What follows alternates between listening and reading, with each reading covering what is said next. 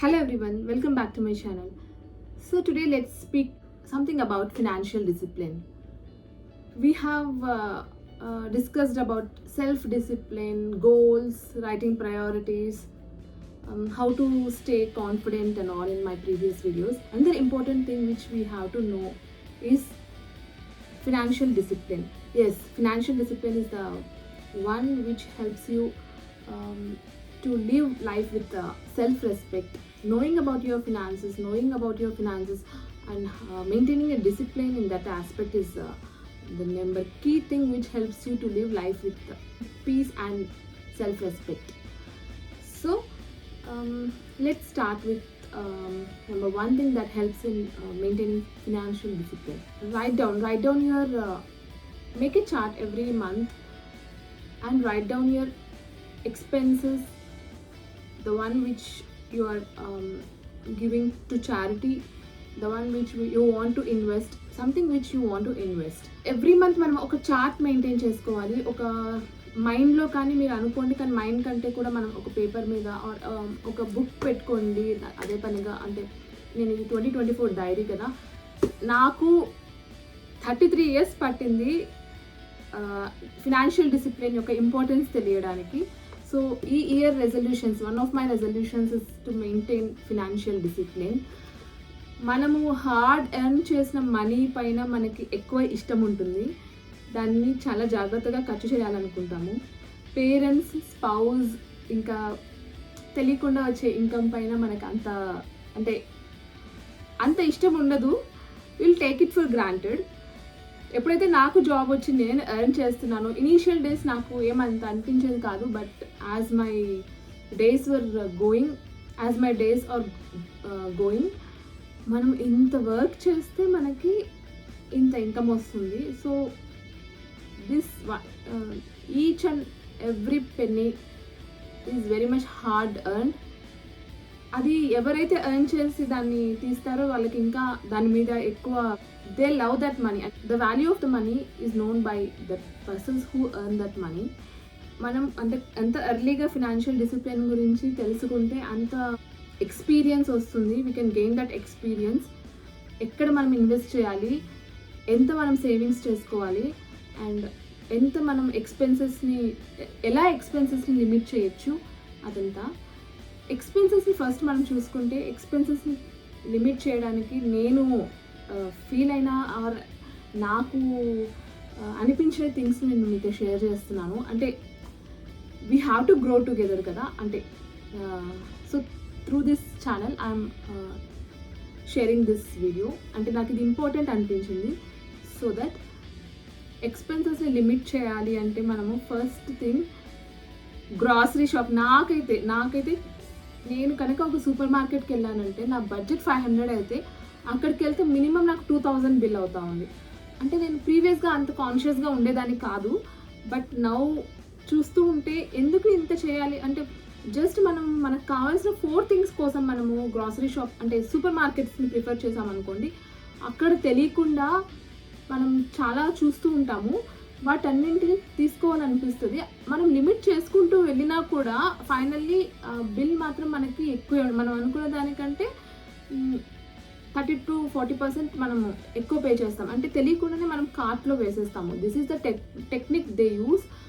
This is and we have to use our tactic also to minimize our expenses. So ఏదైనా కావాలి అనుకుంటే first మీరు పేపర్లో రాసుకోండి. గ్రాసరీస్ ఆర్ ఏదైనా కావాలి, supermarket or grocery shop ఎక్కడికైనా వెళ్ళాలి, ఏదైనా పర్చేస్ చేయాలి అంటే ఇంట్లోనే ఫస్ట్ మీరు ఏం కావాలి అనేసి రాసుకొని వెళ్ళండి. సో దట్ మీరు కావాల్సినవి టిక్ పెట్టుకుంటూ ఉండండి. అవి మాత్రమే తీసుకోండి. Don't tempt by seeing other things. ఇంట్లో అస్సలే ప్లేస్ ఉండదు, దాన్ని తీసుకొచ్చి మనం ఒక 2 days వాడి పక్కన పడేస్తాము. నేను ఎక్స్పీరియన్స్ చేశాను కాబట్టి చెప్తున్నాను. So number 1 thing is try to limit your expenses by writing down what exactly you need. ఎక్కడికైనా షాపింగ్కి వెళ్ళేటప్పుడు మీకు ఏది కావాలి అనేసి మీరు ముందుగానే రాసుకొని వెళ్ళండి. అక్కడికి వెళ్ళిన తర్వాత టిక్స్ పెట్టుకుంటూ ఉండండి. దాని ద్వారా ఏంటంటే అన్నెసెసరీ ఇంపల్స్ బయింగ్ అనేది మనము మినిమైజ్ చేసుకోవచ్చు. దీనివల్ల చాలా మీరు కావాలంటే ట్రై చేయండి. దీనివల్ల చాలా ఎక్స్పెన్సెస్ మనకి we can minimize those expenses. So number second thing is focus on the quality rather than quantity.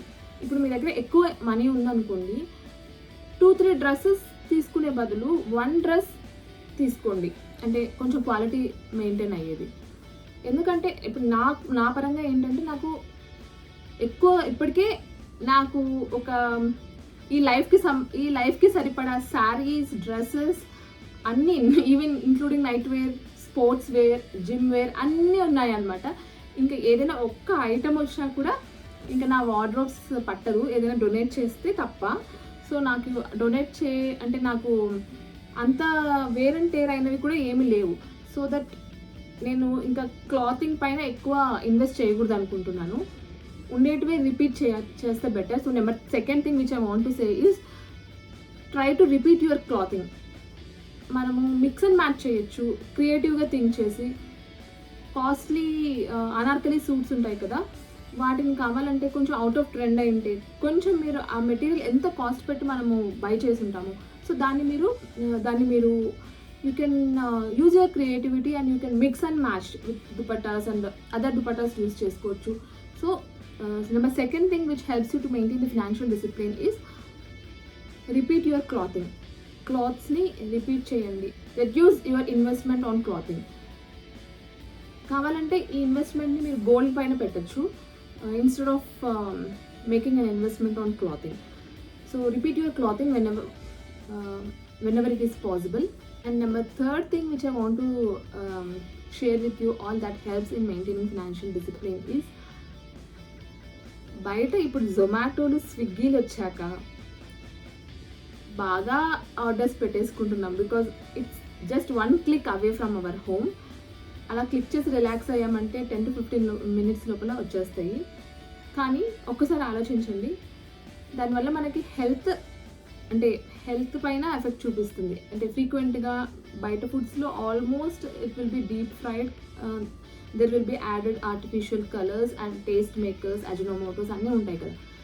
So minimize your food orders from outside through any food delivery services. అంటే food delivery services మనకి apps అవన్నీ వచ్చేయడం వల్ల it is easy to order anything from outside. ఇది కూడా నేను ఇప్పుడిప్పుడే నేర్చుకుంటున్నాను. మనం కిడ్స్కి కూడా ఎక్కువ పెట్టేసామంటే వాళ్ళకి ఆ వాల్యూ కూడా తెలియట్లేదు. They are taking it as granted. ఎప్పుడు కావాలంటే అప్పుడు టేస్ట్ ఫుడ్ తినేయచ్చులే అనుకుంటున్నారు. మనం కూడా పెట్టేస్తూ ఉన్నాము వాళ్ళ హెల్త్ కోసం ఒకటి. And to maintain financial discipline, బయట ఫుడ్ ఆర్డర్స్ కొంచెం మనం తగ్గించుకుంటే బెటర్. ఇది పిల్లలకి మనము ఎక్స్ప్లెయిన్ చేయాలి, ఈ ఫుడ్ తింటే హెల్తీగా ఉంటాము, ఈ ఫుడ్ తింటే హెల్తీగా ఉంటాం. మీరు ఏదైనా ఒక మంచి, ఈరోజు మీరు కంటిన్యూస్గా 1 week స్కూల్కి వెళ్ళండి విదౌట్ ఎనీ యాబ్సెంట్. అప్పుడు కావాలంటే నేను ఆర్డర్ పెడతాను మీకు నచ్చిన ఐటమ్. కంటిన్యూస్గా మీరు ఒక స్పోర్ట్స్ చేర్పిస్తారు పిల్లలకి, కంటిన్యూస్గా 1 week మీరు యాబ్సెంట్ అవ్వకుండా ఆ స్పోర్ట్కి వెళ్ళేసండి at least 1 hour. It helps you to maintain your fitness. ఇంకా మీరు ఇలా ఫిట్నెస్ మెయింటైన్ చేస్తూ ఉంటే మీకు ఏది ఇష్టమైతే అది తినచ్చు. 1 week కనుక యాబ్సెంట్ అవ్వకుండా మీరు ఈ స్పోర్ట్కి వెళ్ళినా లేదంటే స్కూల్కి వెళ్ళినా నేను మీకు ఆర్డర్ చేస్తాను, అలాంటి మనం ఒక రివార్డ్ థింగ్ కనుక పిల్లలకి చెప్తే they will also understand and they will also know the value of the food and money. So చిన్నప్పటి నుంచి కూడా వాళ్ళకి కూడా మనం కొంచెం దట్ వాల్యూ ఆఫ్ ఫినాన్సెస్ నేర్పిస్తూ ఉండాలి కొంచెం. So number third thing is minimize your orders from outside. And number fourth thing is మీ శాలరీ పడంగానే మీరు అట్లీస్ట్ 20 to 30% శాలరీని ఫస్ట్ సేవింగ్స్కి పంపించుకోండి, సేవింగ్స్ అకౌంట్లోకి. సో లాస్ట్లో పంపించారనుకోండి, లాస్ట్కి మనకి ఉంటుందో లేదో మనకు తెలియకుండానే మన అకౌంట్లో మనీ ఉంటే మనము స్పెండ్ చేసేస్తాము. సో స్టార్టింగే శాలరీ పడిన రోజే 20 to 30% of the salary savings అకౌంట్లోకి పంపించేసేయండి. Savings should be your first priority. And దాని తర్వాత కావాలంటే మిగిలిన అమౌంట్ని ఎక్స్పెన్సెస్కి వాడండి. నేను అనుకున్నాను, నాకు ఒకనొక టైంలో నేను అనుకున్నాను అనమాట, నాకు మంత్లీ నేను జనరేట్ చేసుకున్న ఇన్కంలో నేను 10% చార్ట్ చేస్తానని. సో ఆ 10% కూడా నేను ఫస్ట్ ఆ 10%ని కూడా పక్కకు పెడతాను. And that charity should also be in such a way that మనం ఎవరికి ఇస్తున్నామో మనకు తెలియకూడదు, ఎవరు తీసుకుంటున్నారో వాళ్ళకి తెలియకూడదు. ఎందుకంటే మనం మ్యూచువల్గా తెలిసాము అంటే that person will become that person are that, అంటే ఏమో నేను అలా అనుకున్నాను, that person will become lazy కదా అందుకనేసి. సో అది ముందుగానే సేవింగ్స్కి మీరు పెట్టేసుకోండి. And last but not least is make conscious investments. ఎక్కడైనా మీరు ఇన్వెస్ట్ చేస్తే అది ఫ్యూచర్లో మీకు బెనిఫిట్ అవ్వాలి. అలాంటివి కొంచెం ఎక్స్ప్లోర్ చేయండి. మనకి యంగ్ ఏజెస్లో అంత ఐడియాస్ ఉండవు. అలాగని మీరు తొందరగా డెసిషన్స్ తీసుకోకండి. Explore more, find out more, invest your time in searching out the best investment choices which are available right there. So కొంచెం అమౌంట్ ఇన్వెస్ట్ చేయడానికి కూడా ట్రై చేయండి.